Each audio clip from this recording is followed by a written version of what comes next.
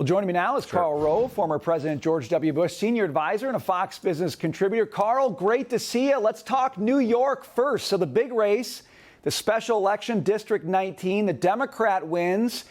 People want to say it's about abortion, maybe a bellwether for the midterms. How do you read it?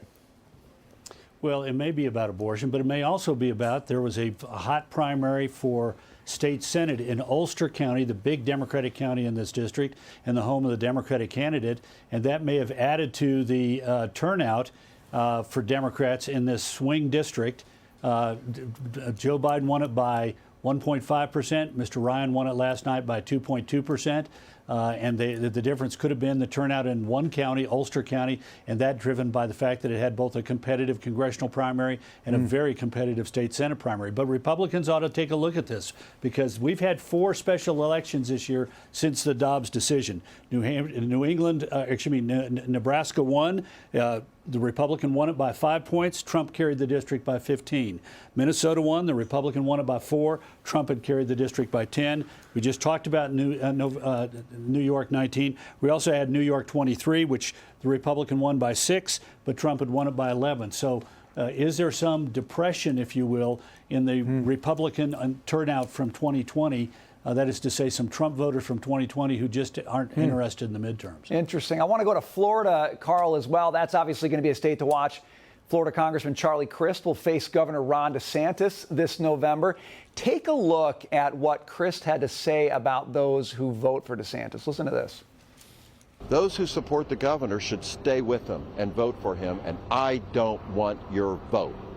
If you have that hate in your heart, keep it there. I want the vote of the people of Florida who care about our state. Good Democrats, good independents, good Republicans. Unify with this ticket. Unify with Val Demings and Charlie Crist. Unify with us. Those who are haters, you're going to go off in your own world. Whoa, hate in your heart, Karl. So, I'm kind of thinking maybe DeSantis' challenger wants to go to the middle a little bit. This sounds like it's going to be a very polarized election.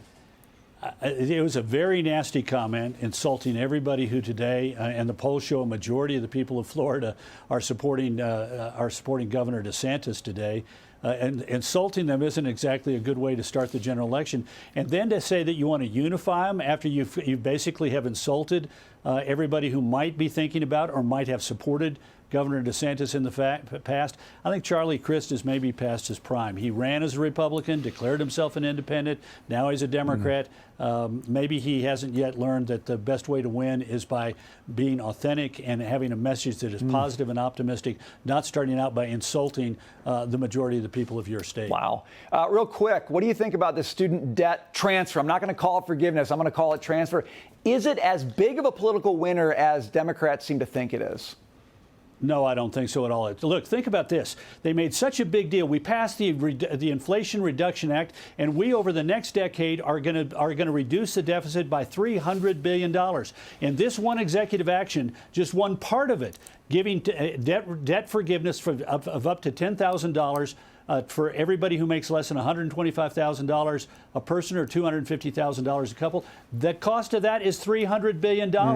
We don't yet know the cost of the additional forgiveness that he had, which was an additional $10,000 for people who had Pell Grants. What about the people who paid off their loans? What about the people who never went to college? And what about people who are yet to graduate from school? Are we going to make this a habit of every few years giving people forgiveness on their college debt? This is a disaster, and I think it looks so political. It is the object here is buy some votes by taking $300 billion of the taxpayers' money and maybe $100 or $150 billion more. Wow. And giving it out.